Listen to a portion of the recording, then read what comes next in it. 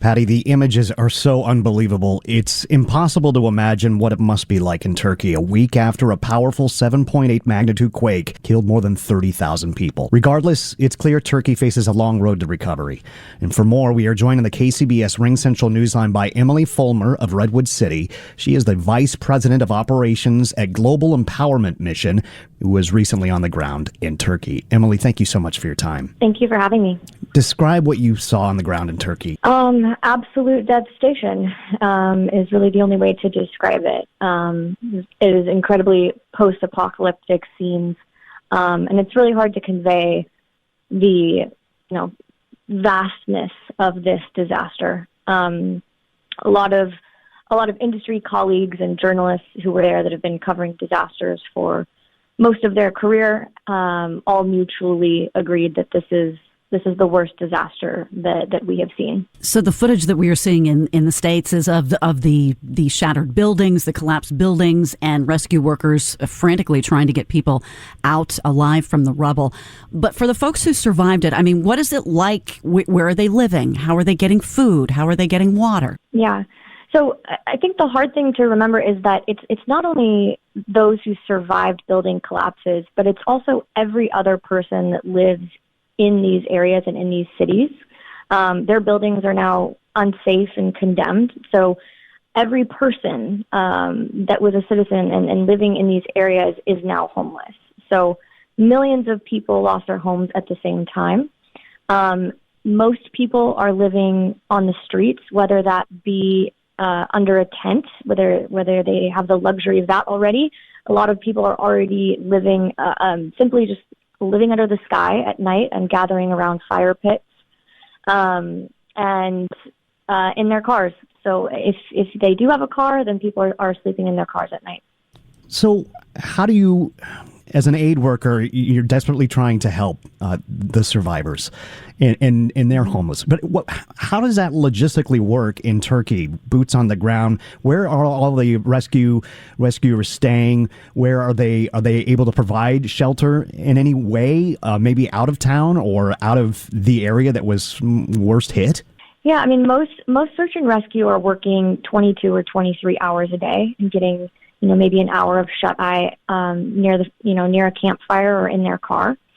So most people are not staying in any form of accommodations. A lot of people in this industry come in prepared for anything. So a lot of people have go bags where they're ready to sleep in a tent or a hotel if it's available. In this situation, aid workers, journalists, and first responders definitely had to tap into that go bag scenario to sleep in a tent or a sleeping bag.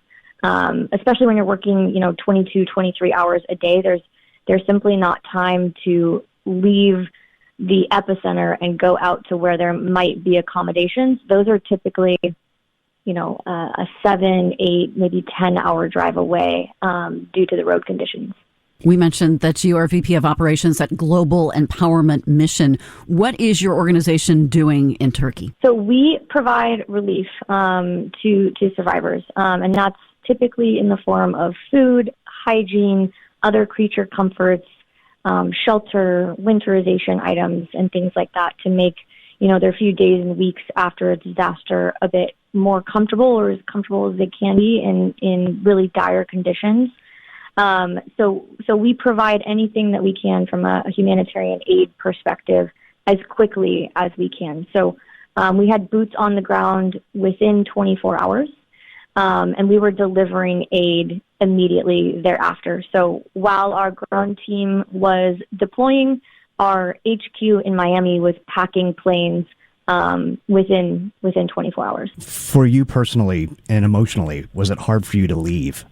It was, yeah. It was incredibly difficult. I mean, I think that all the first responders and aid workers will go through those same, type of feelings, because this will be a multi-year recovery. So there's never going to be a good time to leave. And it's heartbreaking to every day that passed knowing that survival window was narrowing, because there are still people trapped in buildings that that first responders were not able to access.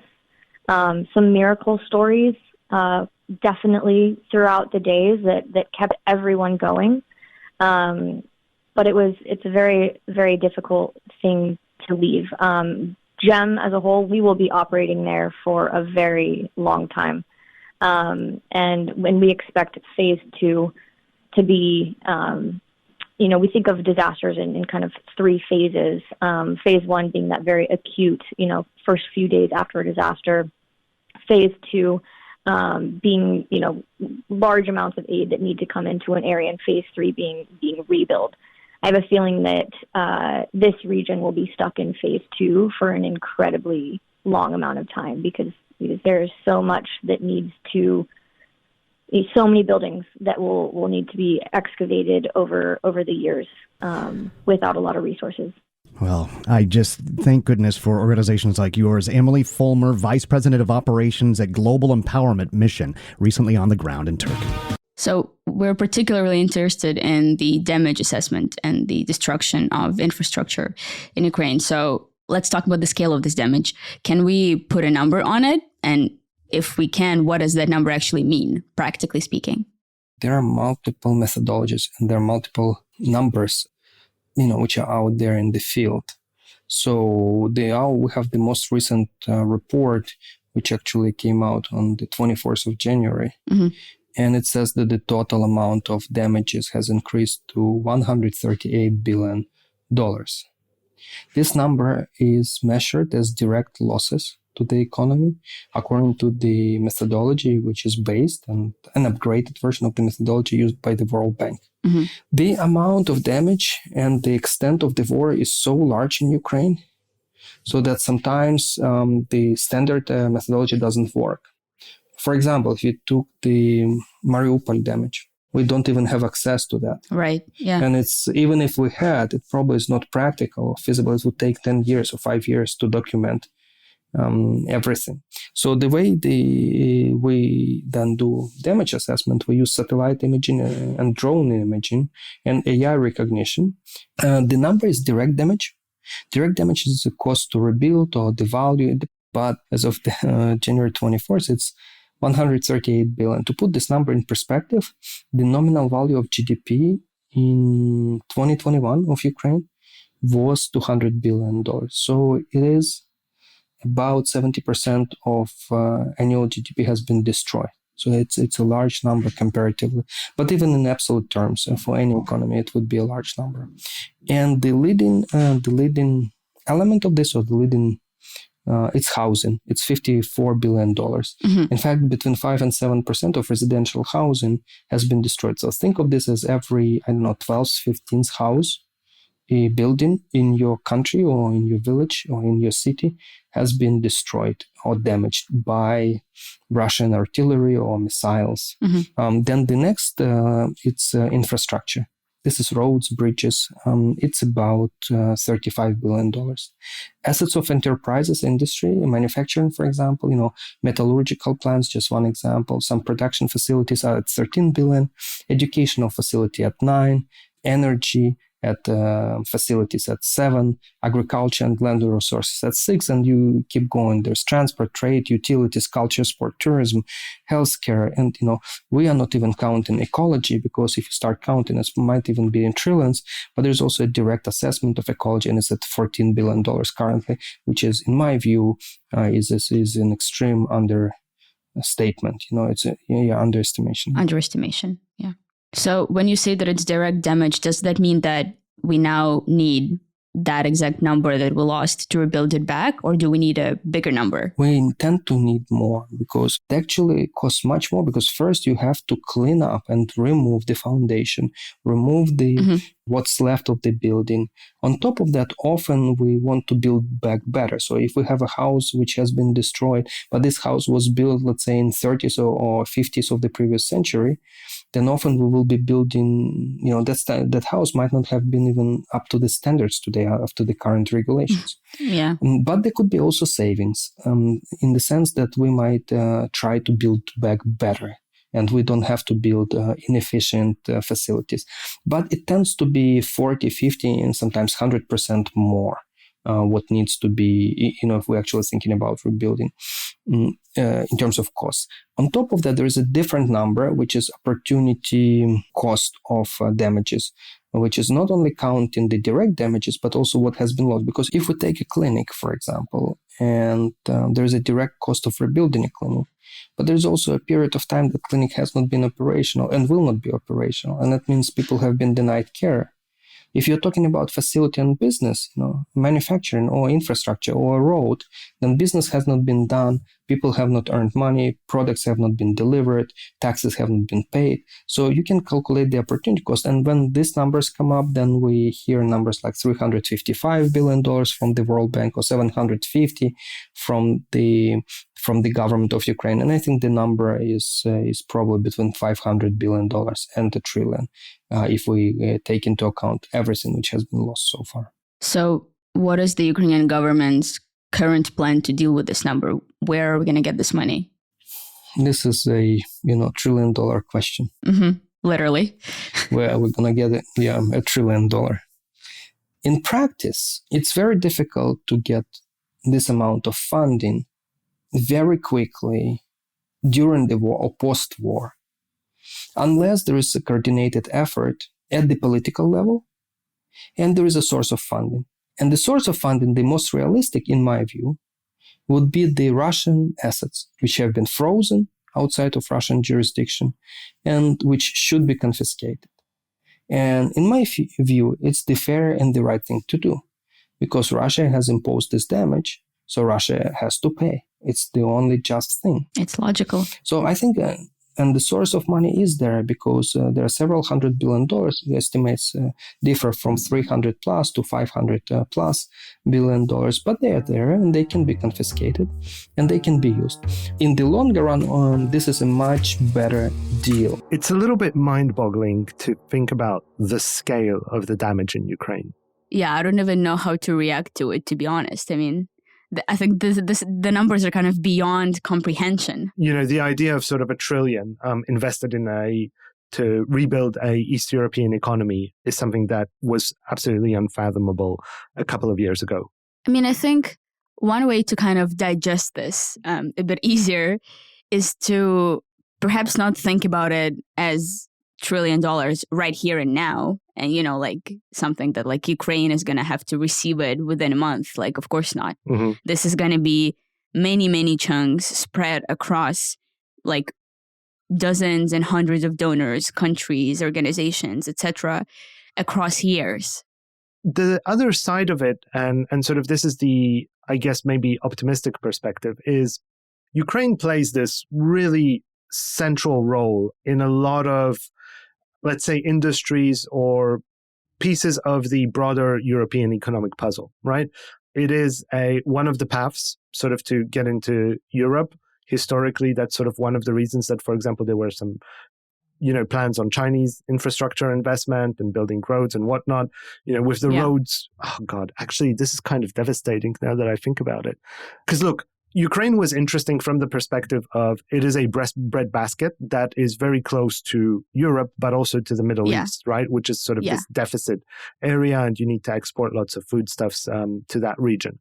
It's a country that's, the size of Texas on Europe's border, which creates a lot of opportunities. Mm-hmm. What I think is a little bit scary is that historically it was also seen as a land bridge between sort of Europe and Asia. And there was this perspective of running railways between sort of China and Europe that would probably cross through Ukraine. I mean, there were a lot of kind of these speculative plans. Mm-hmm. Mm-hmm. Now, if there's a hard border with Russia and like all the ties are cut and there's a big trench on the border, mm-hmm. none of that is happening.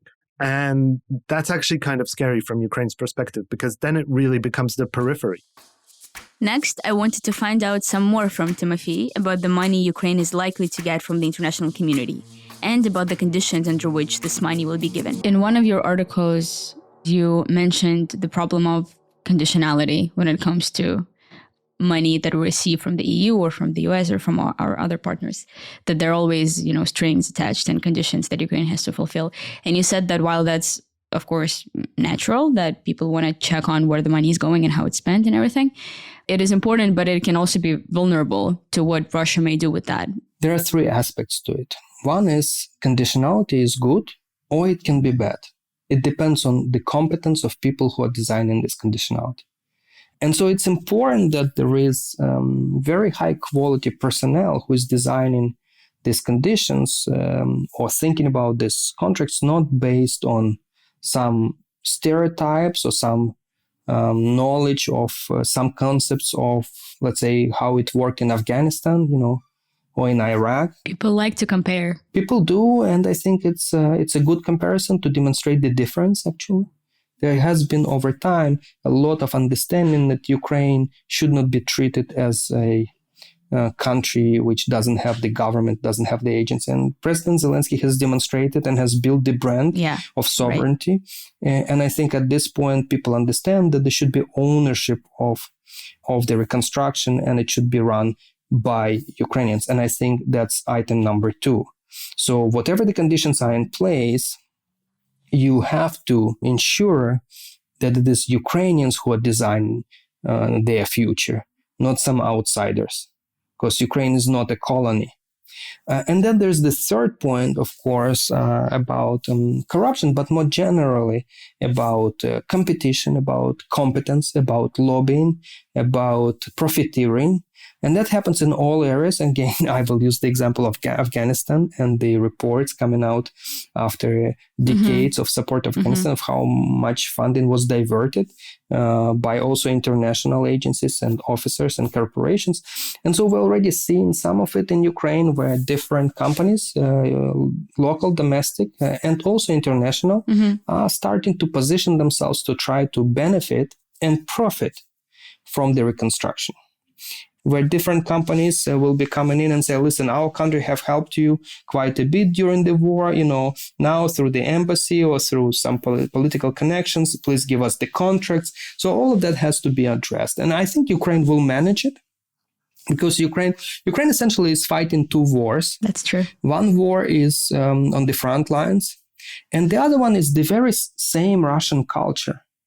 So Russia has a culture problem on top of all other problems.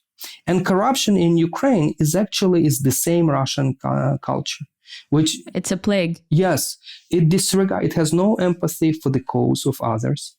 It disregards the rules. It ignores and tries to take advantage. It lies. It exploits, and it's done in a broad light, and there is no limit to it. That's why I want to be a part of Europe, because we don't want to be a part of this. But, it's everywhere. Russian culture, is bad, and we have elements of that. And so we have to eradicate it. So we're fighting that war too. And I'm confident Ukraine will win both battles, but that's a long road ahead. What do you make of these conditions that Timothy just mentioned? I mean, I think the fact that many conditions exist to these huge sums is completely fair, right? Like if I was sending that much money to rebuild something, I'd be interested in how that's spent. But it depends on what kind of conditions. If those are conditions that are all about transparency and accountability, then I'm all for it, because we know that Ukraine perhaps needs, a few nudges in the right direction when it comes to transparency. And I definitely want those strings attached. But if it's something like, what the IMF usually does, where they're like, we're going to give you a bunch of money, but you change like half of the way that your economy functions, to adjust to our systems, then no, of course not. I think that's a bit absurd. And I think that Timothy is correct in saying that, Ukraine is an independent country. And, that's actually the key point of this war, and it will be when we win. And Ukraine is not a colony, and we don't want to be a colony. Like, this should not in any way be an exercise of like, we're going to give you billions of dollars, but now you're going to rely on us and do what we tell you to do. I think that's fair. Ukraine has earned the right to be assertive and to show that it can be a responsible caretaker and steward of all of this capital. I think, take a look at sort of how overall the military aid has been used, how the social aid, like there was a lot of concerns about corruption, this going all over the place or being ineffective. And I think Ukraine has stepped up. Should there be checks? Should there be monitoring? Yeah, absolutely. Of course. I mean, the fact that things are going relatively well now doesn't mean that they always will be so. And, that doesn't give you a full license to do whatever you want. But the comparison with Iraq and Afghanistan, I mean, Ukraine is different, right? Like there is a functioning government. There is we're not a collapsed state in any way. No, not at all. And I think even, the really, this has been not just the government, but the people of Ukraine, the way that they've rallied, they've organized in very difficult circumstances shows that this is a very different situation. And also, we're not like making these arguments up. I mean, I think just a week ago or something, a new report came out from the US that they were checking, the due diligence and all of the military aid that they sent to us, and they found no mismanagement and no problems with the way that US military aid, and the money was applied in Ukraine. No, so you're absolutely right. I mean, have there been sort of cases here and there of various misdeeds? Yes, sure. Sure. By the way, it's quite encouraging to see that the government is also sort of following up on some of them and kicking people out, and there's turnover in the cabinet and so forth. Like these are all encouraging signs, right? And, in a sense, you think about it, every single country has criminals. The question is, is the country putting them into prisons or putting them in power? Shall we hear some more from Ivan to end, Jakub? Yes. He actually had a lot to say about the kind of opportunities that potentially lie ahead for Ukraine in this rebuilding process, given the kind of money that might be available for investment.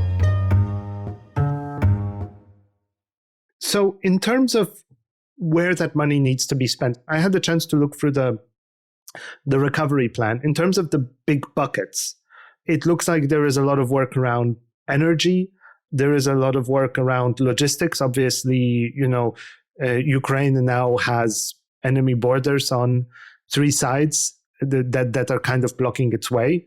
And there is a huge bucket in terms of housing. Are those sort of the big ones, first of all? And then secondly, like, what are the things that private investors or maybe indeed government investors, public investors, what are the big things that they would be looking at in those areas? Yeah, but before speaking about areas, let me say that what I think is even more important. It is first, yes, you are right that still, even after war, the systemic risk to invest in Ukraine will be much higher than in, let's say, Central and Western European countries.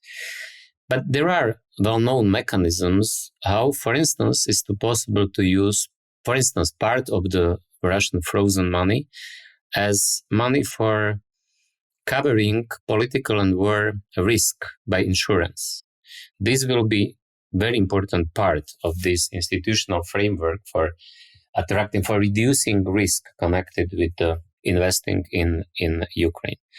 Second important point is that, of course, investment in Ukraine will be, even after war, connected with a higher risk, but also with higher possibilities and higher opportunities. Because even before war, Ukraine was very deeply under its potential. Ukraine had a really huge potential.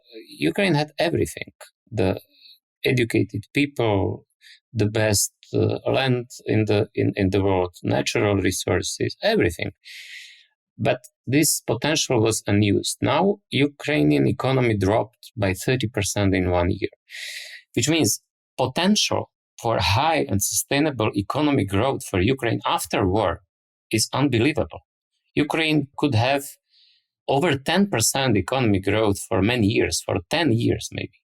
It will create so many opportunities for return of the investment, for profitable investment. And then we can speak about areas. And of course, the biggest area for the especially public investment, public-private investment is another, let's say, instrument. It could be public-private partnership, especially in infrastructure. It was underdeveloped before war.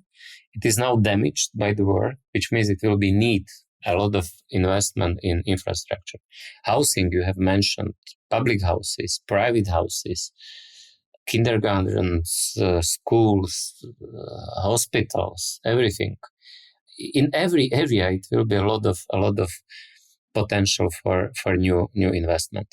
What lessons, I guess, can we take in terms of like preparing the reconstruction?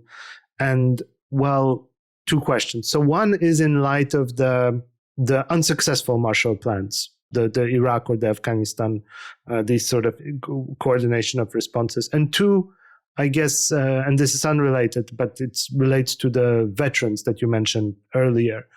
Is there some way to engage them? Is there some kind of focus or some way to kind of, how do you deal with because Ukraine will have a massive population of people who have been through war, have suffered through war. The veterans who have been fighting, and they need to have a place in the new rebuilt Ukraine. Yeah, let me start with veterans. Yeah, it will be one of the most important and very sensitive task and question how to deal with this, how to offer them also some kind of, I'm not saying compensation, but some kind of benefits for this. And there are a lot of experience from other countries in this regard. But it is important to think in advance, even now, how to deal with this. And yes, on the one side, it will be sensitive. It will be also potentially dangerous. But on the other side, Ukraine will have surely the most experienced and most best trained the army in Europe, which means on the other side, it will be not only kind of burden and but also, let's say, strong side of this.